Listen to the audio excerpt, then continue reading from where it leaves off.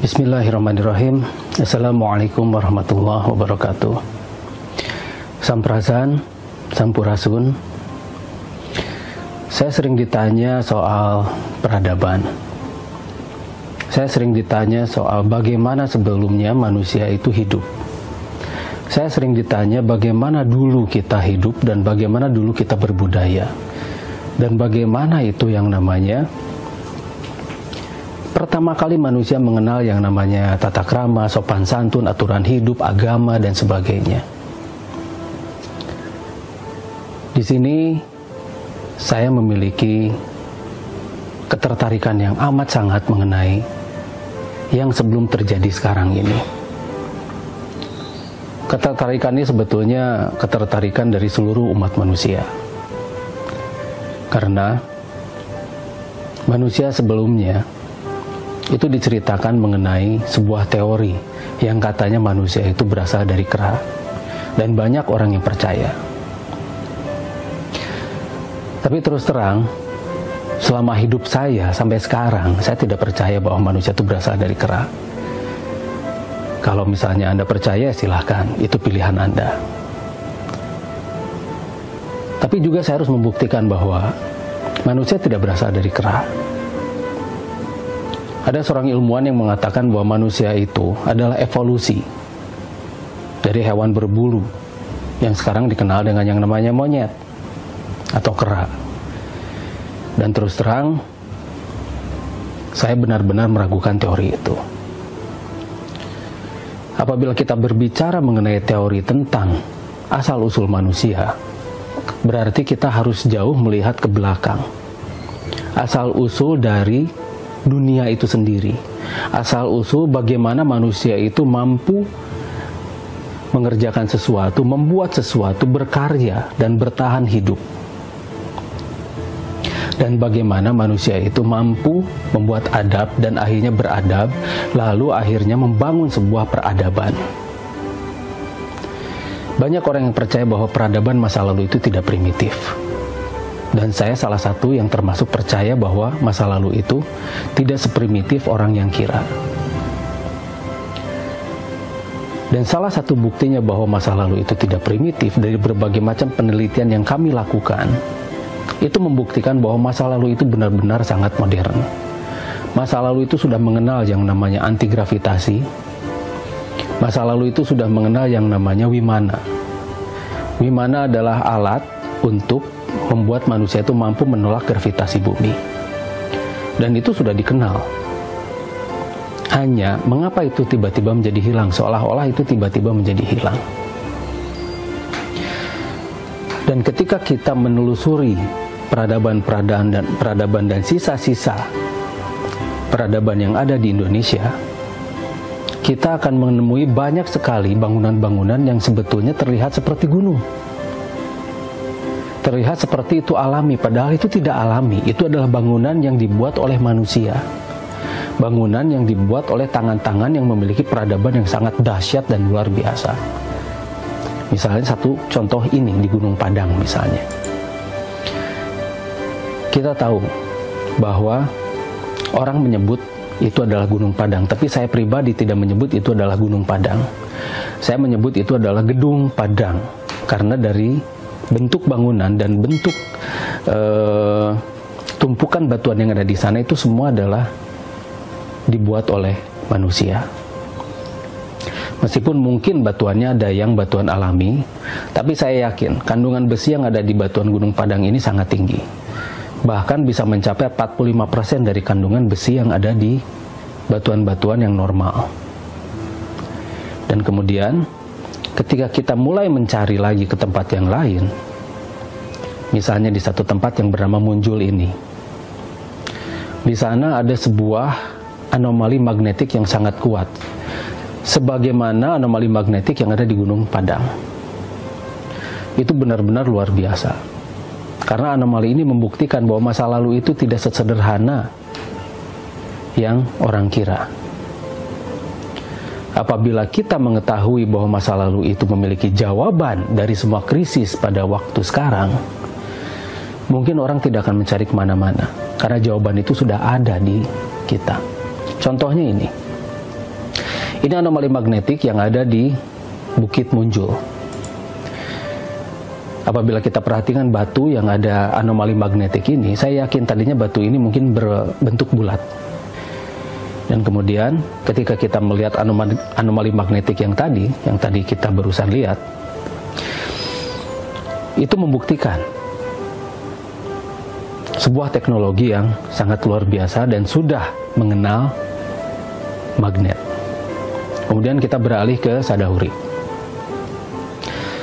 Ini adalah gunung yang benar-benar berbentuk piramida, dan di sana ada sebuah prasasti. Ini prasastinya sedang kami gali lagi. Bisa dilihat di sini. Kami kembali buka, dan sebetulnya masyarakat di sana sudah menemukan ini jauh sebelumnya. Tapi mereka tidak mengumumkannya kepada dunia. Kita coba gali lagi, kita coba tanya-tanya lagi penduduknya, dan ternyata bisa dilihat di sini. Ada semacam prasasti atau tulisan yang dibuat berdasarkan dan dari huruf Lemurian. Sebuah huruf yang sangat kuno dan jauh lebih kuno daripada huruf-huruf yang ada pada zaman orang-orang sekarang ketahui. Jadi banyak yang mengetahui bahwa huruf yang paling kuno adalah huruf Palawa atau Sansakerta. Tapi sebetulnya ada huruf yang jauh lebih kuno, namanya huruf Lemurian. Dan itu bisa ditemukan pada prasasti ini. Huruf-huruf ini tadinya sangat jelas, dan ketika ditemukan itu memancarkan cahaya, dan kemudian si pemancar cahaya itu atau logam yang memancarkan cahaya berwarna keemasan atau mungkin bisa dikatakan itu emas, itu dicungkili oleh penduduk itu, sehingga seperti ini jadinya. Dan kemudian kita terjemahkan ini, kemudian kita terjemahkan kitab dari batuan ini, kita terjemahkan huruf-huruf yang ada di sana. Kita cut satu persatu yang diakurkan dengan huruf Lemurian yang sudah pernah saya perkenalkan sebelumnya, dan sudah pernah saya buat novelnya juga yang berjudul Arkitirema. Nah, ini seperti ini. Sama persis seperti huruf-huruf yang saya perkenalkan sebelumnya, seperti A, N, J, dan ada kaligrafi dari huruf Lemurian pun. Itu semua persis sama seperti yang saya perkenalkan sebelumnya kepada Anda. Dan saya buat sebuah novel yang berjudul Arkitirema. Sama persis, A-nya sama, N-nya sama, semuanya sama persis. Dan itu bisa dibaca menjadi Anjana. Dan huruf Lemurian pun mengenal yang namanya tumpukan huruf yang dikaligrafikan atau ditumpukan untuk menjadi seni. Dari satu batu itu bisa kita terjemahkan menjadi Anjana Gavida Hyangga, Avatara Maninggarungga, Sadubala Aryadumida, Zakala Madigwara Zena. Atau kalau diterjemahkan ke dalam bahasa Indonesia, Engkau adalah gerbang Sang Pencipta, pengendali alam keseluruhan jagad halus dan kasar, menyeimbangkan kehidupan alam semesta. Waktu akan menjadi anak yang penurut, atau menjadi anak penurut. Jadi ini artinya sangat dalam, dan semuanya mengajarkan tentang bagaimana hubungan manusia dengan Sang Maha Pencipta, dan bagaimana manusia itu sebetulnya mampu mengendalikan alam, mampu mengendalikan dirinya apabila mereka mengetahui persis apa yang mereka kendalikan dan apa yang ada di dalam dirinya. Seperti tulisan ini pun, ini lambang dari Safala Entarda. Itu adalah lambang dari Manunggaling Kaulolan Gusti, atau bersatunya diri dengan Sang Maha Pencipta. Ada lagi ini, lambang ini adalah lambang kesempurnaan tubuh manusia, keseimbangan energi yang ada di tubuh manusia dengan alam. Dan Anda melihat ini adalah bentuk yang sangat terkenal, atau lebih dikenal dengan nama Eye of Horus, atau One atau New World Order. Jadi satu pemerintahan, satu pemimpin. Sebetulnya ini sudah ada di kita. Ini buktinya. Ini di Ranca Buaya. Ada prasasti yang sama, ukiran yang sama, dan jelas sekali ini adalah bukti bahwa peradaban berasal dari kita, bukan dari mana-mana.